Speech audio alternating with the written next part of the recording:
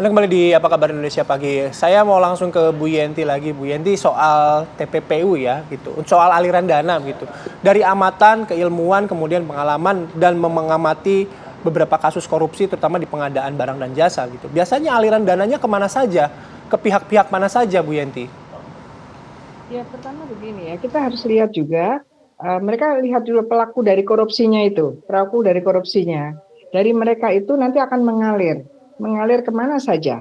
Kemana apakah, pertama ya ke keluarga pastinya ya, ke keluarga atau bahkan mengalir ke rekening yang bersangkutan yang lain, itu juga sudah TPPU.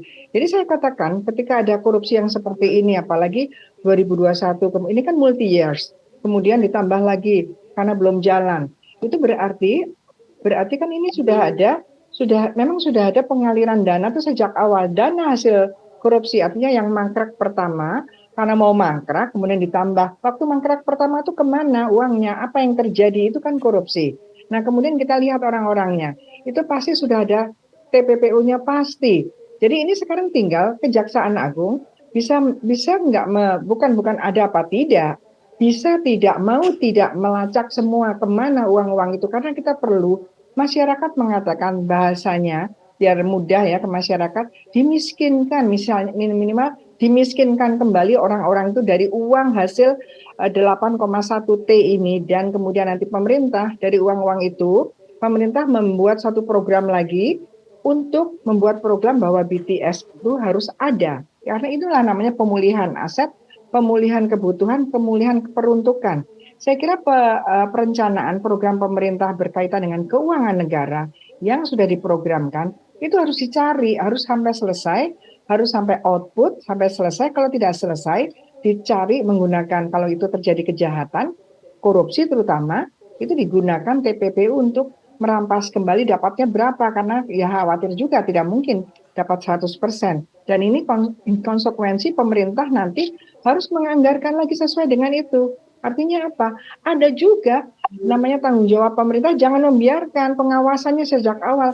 Saya mohon maaf kepada Pak Hendra. Pak Hendra, jangan-jangan mulai di perencanaan sudah ada tanda-tanda akan korupsi. Kita lihat 5 rekanan itu. Bagaimana assessment terhadap mereka? Betulkah? Siapa saja yang memetakan tadinya? Ini adakah sudah sejak awal adanya korupsi? Ini berbahaya sekali. Menurut saya ini korupsi yang sangat sangat serius ya, sangat besar, karena ini persentase walaupun 8,1, tapi ini dari 10 triliun. Artinya apa ya, sangat menyakitkan hati masyarakat, sangat miris, apalagi terhadap Baik, Bu Yanti. kebutuhan yang pada waktu sangat primer.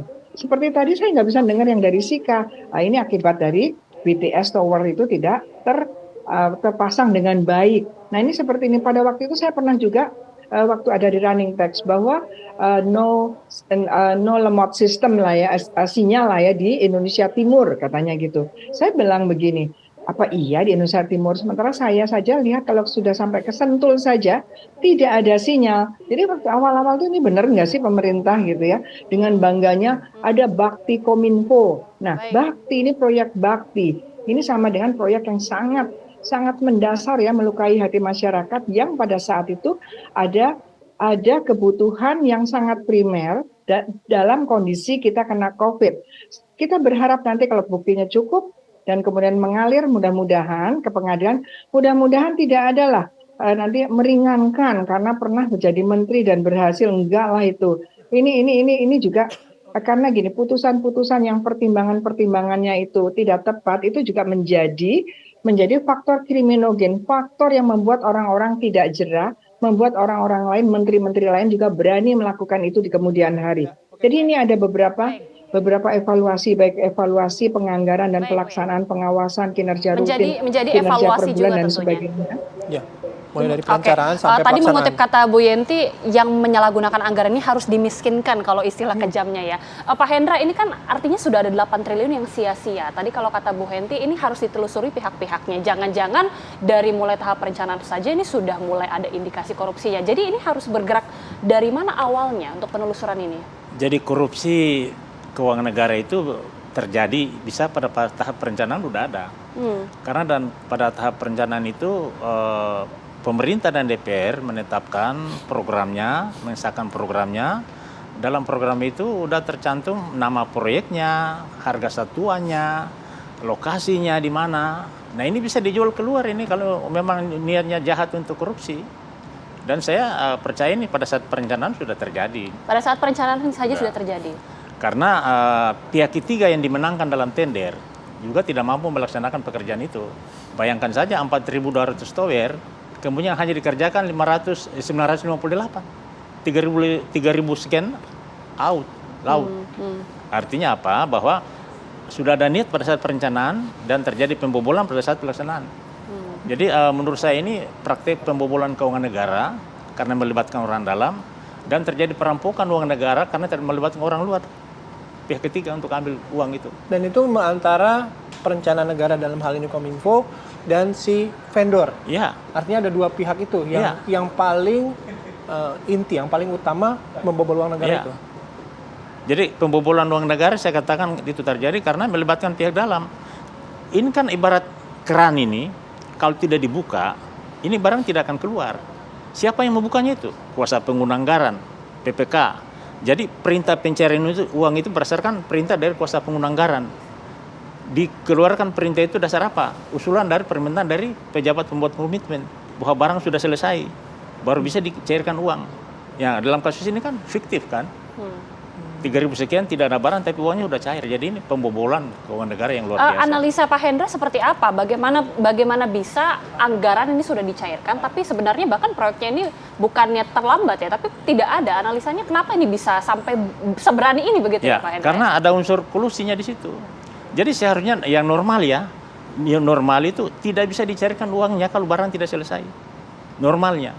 Tapi kasus ini barang tidak ada, uang sudah dicairkan, dasar apa pencairan uang itu kan mesti dokumen pekerjaan bahwa ini sudah 100% selesai disampaikan oleh PPK ke kuasa pengguna anggaran baru itu cair uang. Tapi dalam kasus ini tidak seperti yang kita bayangkan gitu. Ini luar biasa, menurut saya ini udah nekat ini. Nekat kalau istilahnya ya. Bu Yenti, ini kan kalau tadi mengutip kata Pak Hendra, ini anggaran sudah dicairkan tapi proyeknya ini tidak ada. Ini bisa dikatakan sesuatu yang nekat. Bagaimana kemudian menelusuri, artinya ada pihak-pihak yang kemudian bisa juga terlibat, tidak hanya pihak-pihak yang terlibat daripada tahap perencanaan maupun tahap pengawasan, tapi juga orang-orang yang kemudian bisa meyakinkan orang-orang yang sudah terlibat ini bahwa proyek ini aman lah kalau untuk dilanjutkan.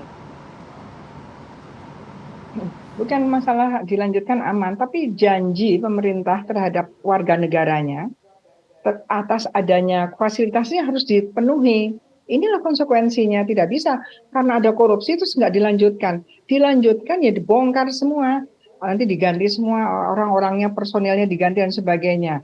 Ini ditelusuri. Jadi jangan dibiasakan kalau ada proyek mangkrak, ya udah yang paling jadi korban adalah rakyat yang awalnya diprogramkan dapat jembatan, dapat sinyal, dapat jalan, terus nggak bisa begitu.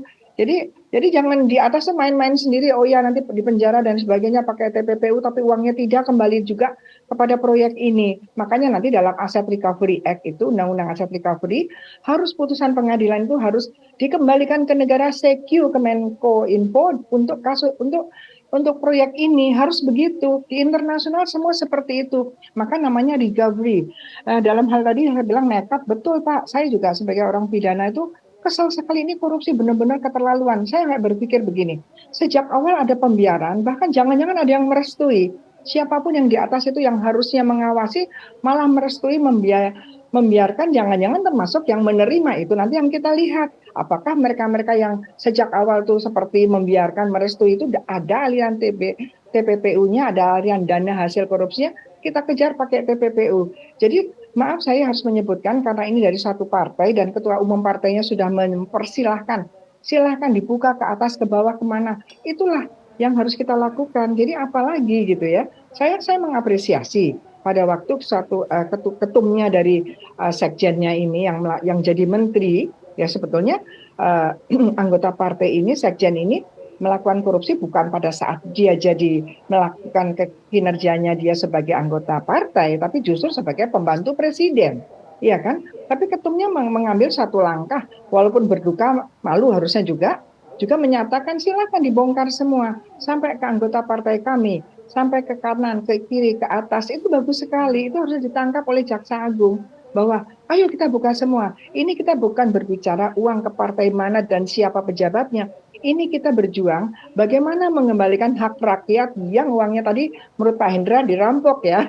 Saya jarang menggunakan kata itu, tapi saya ngikut Pak Hendra deh kali ini, kan saya juga geram gitu ya. Ya itu jadi harus dicari semua, siapapun kali ini fokusnya bukan korupsi. Korupsinya gampang menurut saya kita melihatnya. Tinggal kita melihat siapa-siapa saja, di mana uang itu bisa tidak diselamatkan, dengan apa segera kejaksaan menggunakan TPPU. Karena apa? Karena TPPU itu memberikan fasilitas lebih mudah, bisa membuka rahasia keuangan orang-orang yang dituju untuk kita mengamankan uang-uang itu apakah masih di dalam rekening ataukah sudah menjadi properti atau masuk ke perusahaan lain atau bahkan masuk ke partai. Kemana saja yang dicurigai oleh masyarakat harus juga menjadi pemikiran atau strategi penindakan dari Jaksa Agung dengan bukti-bukti. Karena Jaksa Agung misalnya sudah dengar mungkin ada ke partai, dia menyelidiki, bukan belum penyidikan, menyelidiki kan bisa tanpa harus melihat orang-orangnya, tapi kan banyak yang bisa menjadi petunjuk bahwa uang itu masuk ke sini dari rekening ini, masuk ke sini, orang ini adalah begini. Menurut saya yang saya mengawal Kejaksaan Agung dan Kepolisian dalam hal TPPU sejak 2003 tidak ada yang sulit. Ya. Oke, Bu Yanti, kalau memang tadi dari awal soal TPPU begitu, bisa nggak berikan gambaran kepada kami kenapa TPPU itu menjadi salah satu senjata utamanya begitu ya untuk memiskinkan tadi para koruptor. Bagi pemberi dan penerima, konsekuensi hukumnya akan seperti apa? Ya, konsekuensi hukumnya orang yang korupsi kemudian TPPU double punishment, ya 2 kali, karena memang TPPU adalah double crimes. Dan kenapa harus pakai TPPU? Karena ini TPPU itu sudah menjadi konvensi yang diadopsi dan kemudian diikuti, diratifikasi oleh hampir semua negara. Dan kemudian dalam konvensi anti korupsi sendiri dalam artikel 14 sudah menerapkan harus ada TPPU. Jadi apa alasannya kita tidak menerapkan? Sementara kenapa dimasukkan dalam konvensi? Karena secara kronologis apa yang dilakukan para pelaku-pelaku korupsi itu pasti melakukan TPPU, udah pasti. Tetapi untuk melacak uang hasil kejahatan pelaku-pelaku koruptor itu kalau menggunakan undang-undang korupsi sendiri tidak kuat, tidak akan optimal, maka harus menggunakan TPPU. Ingat, kita belum bisa masuk FATF ya, Financial Action Task Force, yang sangat ini ya, prominent ya, yang membuat negara kita tuh bagus angka korupsinya. Karena apa? Kita masih dicurigai ini sangat lambat menggunakan TPPU. Artinya apa? Artinya penegak hukum, pemerintah ini memang melindungi koruptor dari dirampas kembali. Hanya membiarkan dia di penjara. Penjaranya pun enak, di Sukamiskin. Ya udah, korupsinya nggak akan pernah turun-turun, malah semakin. Ini kan sekarang maaf ya, korupsinya sudah bukan lagi kalau orang kaya itu crazy rich, ini ya crazy corruption ya. Jadi udah luar biasa. Jadi kalau kita tidak bebenah, Jaksa Agung saya berharap tidak ragu-ragu lagi, siapa saja buka saja.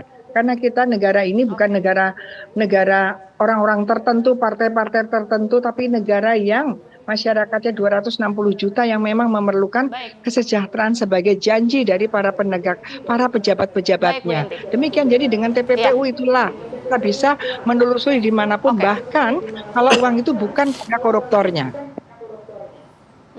Menarik tadi Bu Yenti mengatakan bahwa penegakan hukum ini sebenarnya masih cukup lemah, Pak Hendra. Dari undang-undang korupsi ini masih belum kuat, seharusnya TPPU ini yang harus diterapkan. Apakah melihat seperti itu juga, Pak Hendra?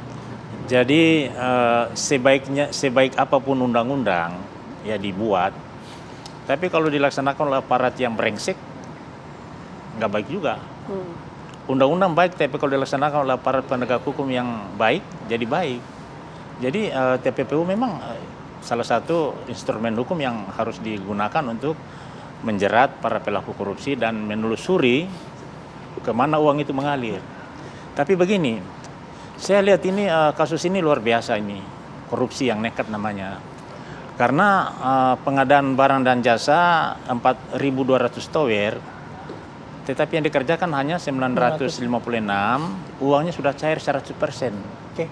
Ini korupsi nekat namanya. Jadi saya pikir penegak hukum dalam hal ini Kejaksaan Agung harus mengusut tuntas.